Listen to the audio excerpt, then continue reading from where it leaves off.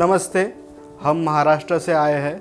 ये मेरे पिताजी महेंद्र रामकृष्ण सोनार, मैं इनका लड़का हूँ अमित महेंद्र सोनार। इनके घुटनों में 2-3 साल से बहुत परेशानी चल रही थी, तो हमारे मामा जी रहते यहाँ अहमदाबाद में, संजय भाई, उन्होंने हमको जतिन वडोदरिया सर का नाम सजेस्ट किया। हमने पिछले साल ही पहले घुटने का ऑपरेशन कराया, वो काफ़ी सक्सेसफुल रहा, साल भर तक कोई तकलीफ़ नहीं हुई।